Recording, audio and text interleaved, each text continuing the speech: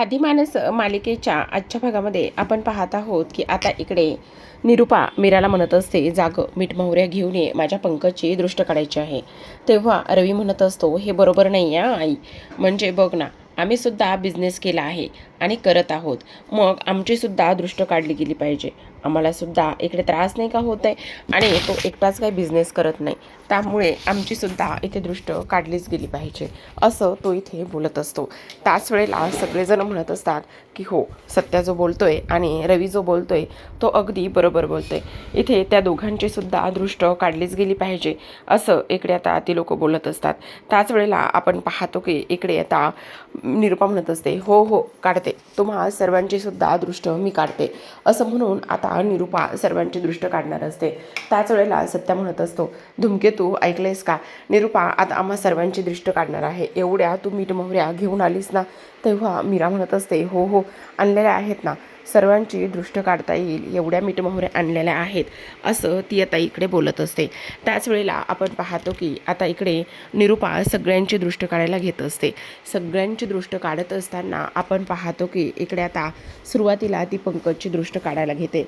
तेव्हा पंकज म्हणत असतो, ए मॉम प्लीज लवकर आवर ना, कारण मला खूप झोप येते, मला जर मी नाही ना इथे आतमध्ये गेलो तर मग मी इथे झोपेल वर का मॉम, म्हणूनच मी तुला म्हणतोय की ताबडतोब इथे लवकरात लवकर दृष्ट काढ. तेव्हा निरुपा म्हणत असते, आला गेल्यांची, भूताकितांची, घरच्यांची, दारच्यांची, सर्वांची दृष्ट निघो रे देवा महाराजा, असं म्हणून ती मीठ मोहरी उतरत असते. आता पंकज झाल्यानंतर पुन्हा सत्याकडे येते. आता सत्याची सुद्धा ती त्याच पद्धतीने दृष्ट काढत असते. जेव्हा निरुपा सत्याची दृष्ट काढायला घेते तेव्हा मात्र सत्या खूप जास्त इमोशनल झालेला असतो आणि तिच्या चेहऱ्यावर स्पष्टपणे दिसत असतं की त्याला ह्या सगळ्या गोष्टी किती हव्याशा आहेत. मीरासुद्धा हे सगळं काही पाहतच असते.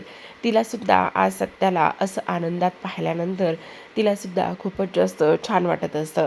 आता इकडे दुसऱ्या बाजूला निरुपाने दोघांची दृष्ट काढल्यानंतर पुन्हा ती रवीची सुद्धा दृष्ट काढते. आता सर्वजण फार जास्त खुश झालेले असतात. आता निरुपा म्हणत असते, झाली का, सगळ्यांची दृष्ट काढून झाली, माझ्या ह्या राहिलेल्या रवीची सुद्धा दृष्ट काढून झालेली आहे. आता इकडे ती म्हणत असते, खरं तर म्हणजे निरुपाचा एक टोमणा सत्याला सुद्धा असतो जेव्हा ती इकडे रव्याची दृष्ट काढत असते त्यावेळेला, पण सत्या मात्र जास्त काही तिच्याकडे लक्ष देत नाही आणि सरळ सरळ पुढे निघून जातो. आता मीरा विचार करत असते, खरं तर हे किती खुश आहेत ना, ह्यांना यांच्या आईची माया आज मिळाली आहे. तर आता दृष्ट काढून झालेली असते.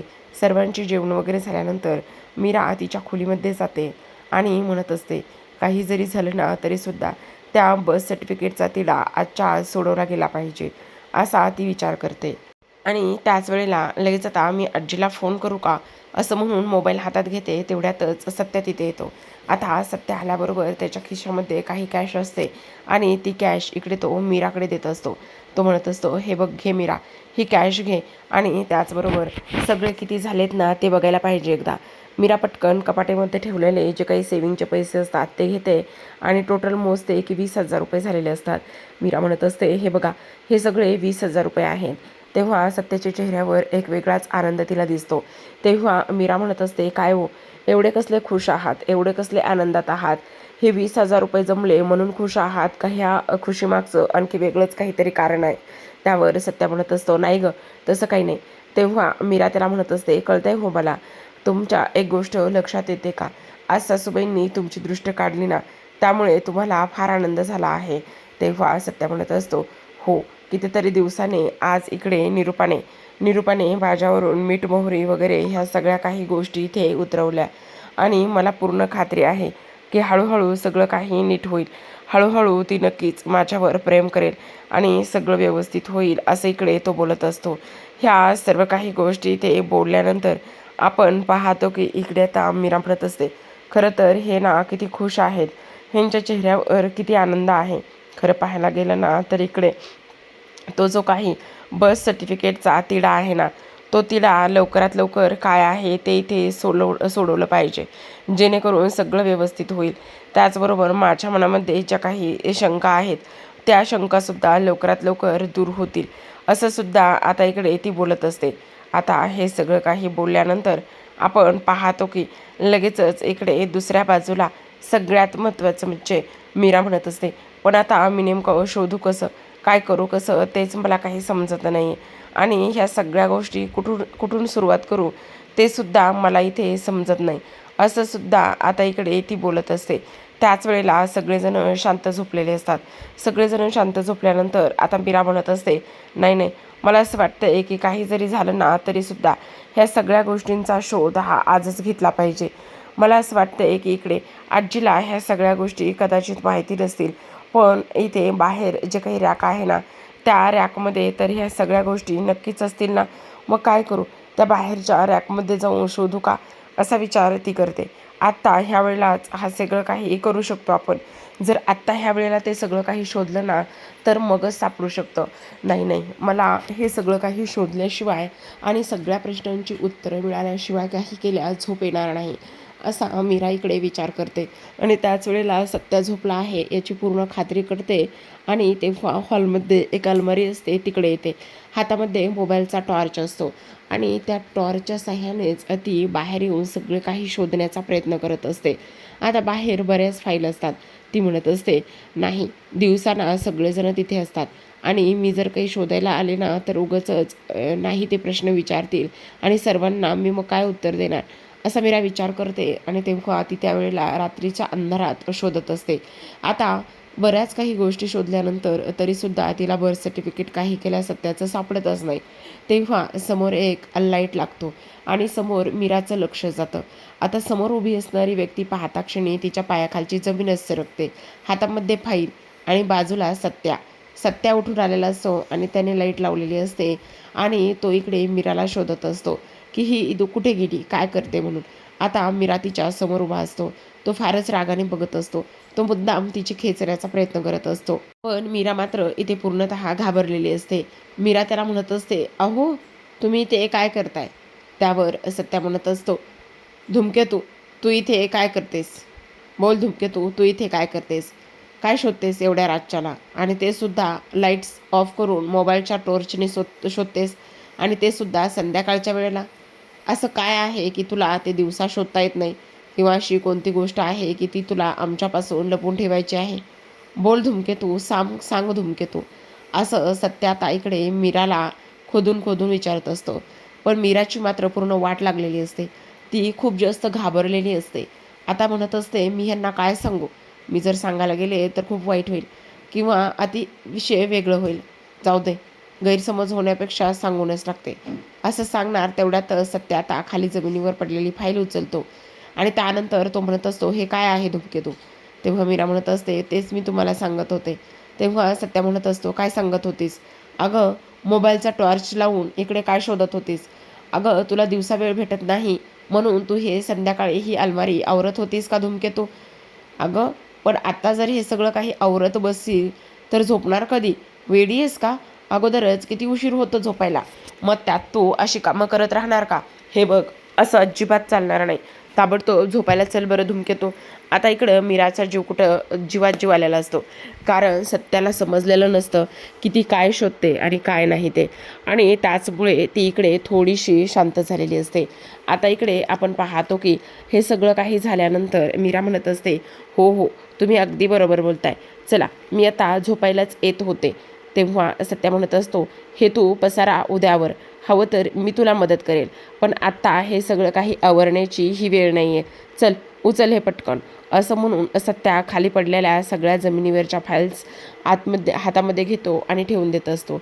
मीराच्या हाताला धरूनच तो तिला झोपायला घेऊन जातो. दुसऱ्या दिवशी सकाळची वेळ असते. सर्वजण नाश्त्यासाठी बसलेले असतात. मीरा सर्वांना नाश्ता देत असते, पण आतापर्यंत पंकज आलेला नसतो. हा पंकज कुठे राहिला म्हणून सगळेजण आरडाओरडा करत असतात.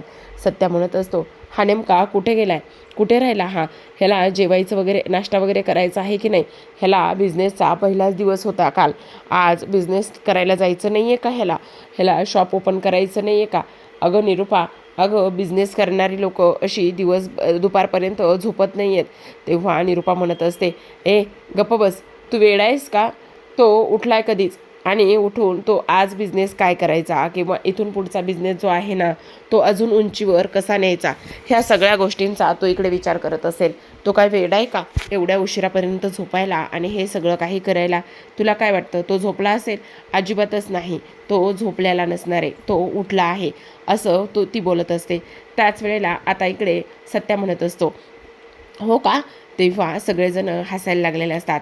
रिया आणि त्याचबरोबर रवी हे दोघेही जण म्हणत असतात, बहुतेक तो एवढा झोपला आहे की त्याला कळतसुद्धा नाही की आपण कधी उठावं, काय करावं म्हणून. बहुतेक बिझनेसचा एकच दिवस त्यांचा होता, आता मात्र तो बिझनेस नाही करू शकत असं सुद्धा आता इकडे तो बोलत असतो. हे सर्व काही बोलत असताना निरुपा म्हणत असते, तुमचं खूप जास्त होतं या, खूप जास्त आगाऊपणा करताय तुम्ही. अजिबातच असं काहीच नाही आहे. तुम्हाला काय वाटतं तुम्ही काहीही बोलाल, काहीही कराल आणि त्याच वेळेला हे सगळं काही आम्ही ऐकून घेऊ? अजिबात नाही. तेव्हा ती म्हणत असते, हो का? पण मला असं का वाटतंय की इकडे काही जरी झालं ना तरीसुद्धा इकडे तो नक्कीच झोपलेला असेल म्हणून, आणि मला असंच वाटतंय की तो झोपलेलाच आहे म्हणून. असं सुद्धा आता इकडे ती लोक बोलत असतात. त्याच वेळेला सुधाकर म्हणत असतात, हो पण मला असं वाटतंय की ह्याने लाखाचे 12,000 करू नये, ह्यानी उठलं पाहिजे आणि कामाची तयारीसुद्धा केली पाहिजे. आता इकडे निरुपा म्हणत असते, खरंच हा बबड्या खरंच झोपला असेल का? आणि जर झोपला असेल तर काय करायचं? असा सुद्धा आता इकडे ती लोक विचार करत असतात. आता ह्या सगळ्या गोष्टींचा विचार केल्यानंतर सत्या, रिया, रवी हे सगळेजण पंकजच्या खोलीकडे निघालेले असतात, जेणेकरून पंकजच्या खोलीकडे जातील आणि त्याचबरोबर इकडे पंकजला उठवतील किंवा तो झोपलाय का, जागा आहे का, ह्या सगळ्या गोष्टी पाहतील. आणि त्याचमुळे हे दोघेही जण आता तिकडे निघालेले असतात. आता निरुपा जोरात जोरातच दरवाजा वाजवत असते आणि जोरात जोरात दरवाजा वाजवत असताना इकडे ती म्हणत असते, अरे पंकज, अरे पंकज उठ लवकर, काय करतोयस तू? उठला आहेस का नाही? हे बघ, अरे उठ लवकर पटकन. ए देविका दरवाजा उघड, ए देविका दरवाजा उघड. तेव्हा देविका दरवाजा उघडते. आता देविकाने दरवाजा उघडल्याबरोबर समोर पाहते तर काय, समोर पंकज हा लोळत पडलेला असतो. तेव्हा इकडे आता सगळेजण हसायला लागलेले असतात.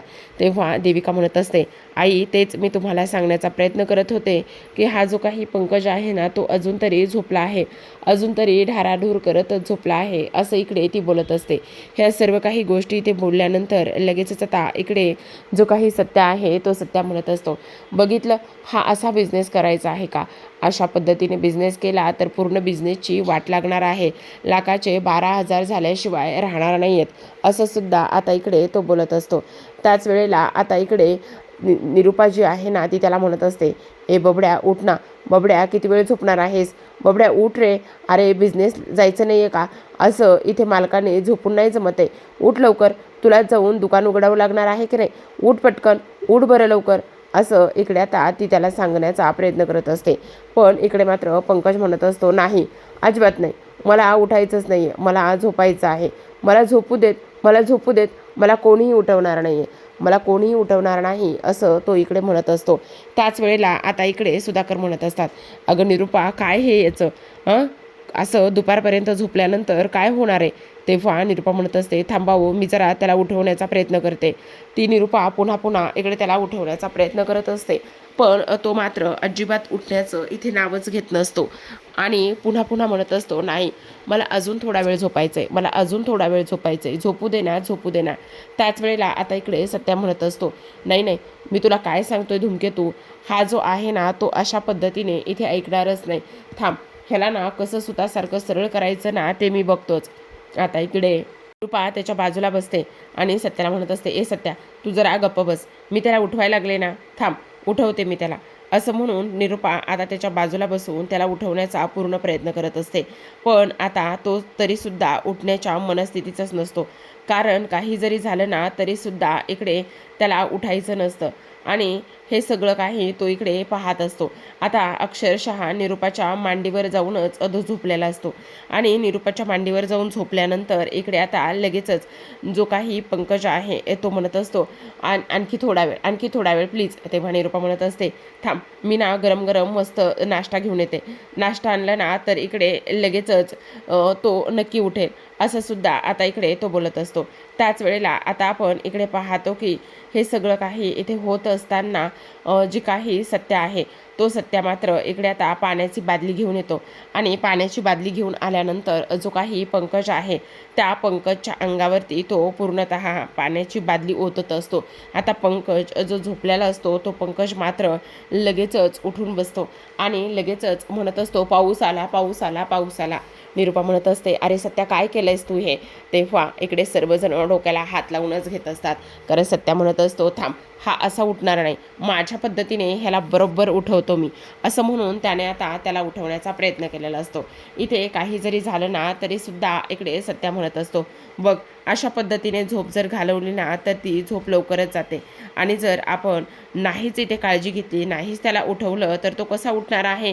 आता इकडे निरुपा म्हणत असते, जा बबड्या जा, लवकर आंघोळ करून घे आणि आंघोळ केली का ये पटकन, मी तुझ्यासाठी गरमागरम चहा आणि नाश्ता देते, असं म्हणून आता पंकज खोलीमध्ये निघून जातो. तर आता इकडे जी काही आपली देविका आहे तिला तर फारच टेन्शन आलेलं असतं की पंकजला अशा पद्धतीने उठवलं आहे.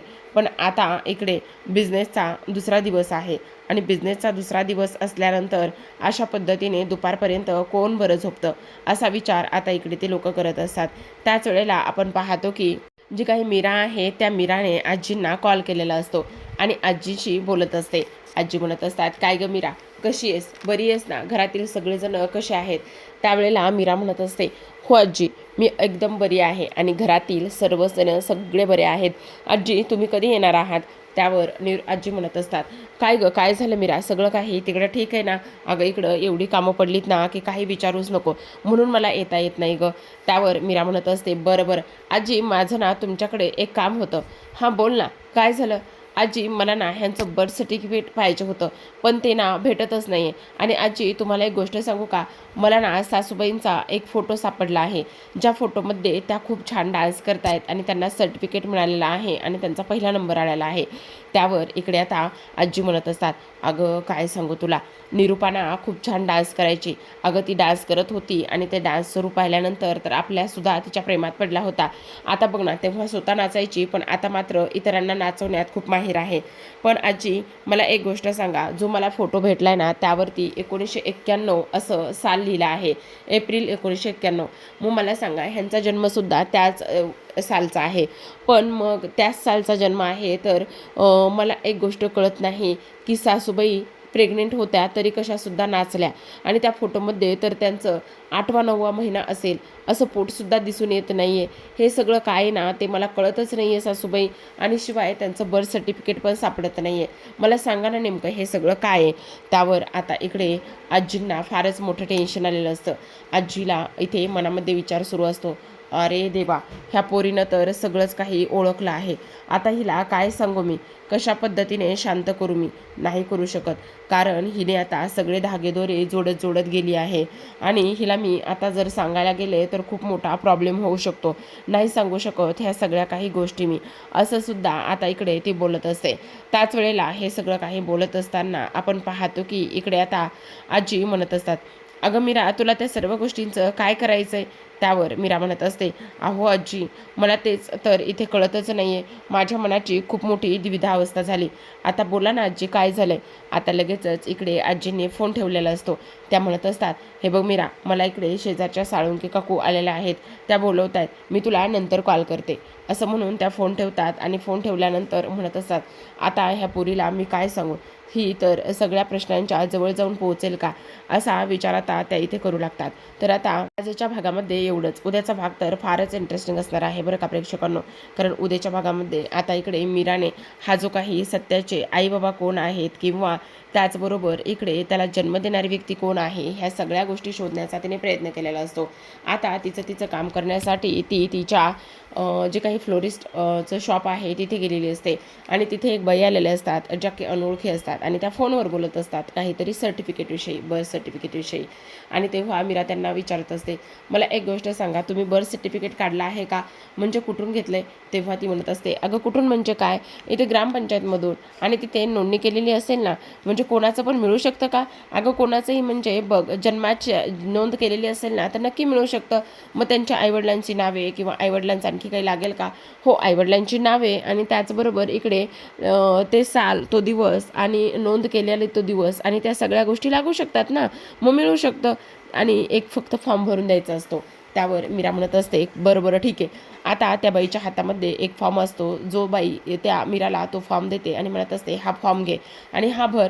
तेव्हा मीरा म्हणत असते, आता सगळ्या गोष्टींच्या आणि सगळ्या प्रश्नांची उत्तरं मला मिळतील. नेमकं हे सगळं माझ्या मनामध्ये चाललं आहे का? खरंच हे असं आहे? माझ्या मनामध्ये आलेली शंका ही खरी आहे का? हे सगळं तिला आता शोधायचं असतं. तर प्रेक्षकांनो, पाहत राहा साधी माणसं. भेटूयात उद्याच्या भागामध्ये. तोपर्यंत धन्यवाद.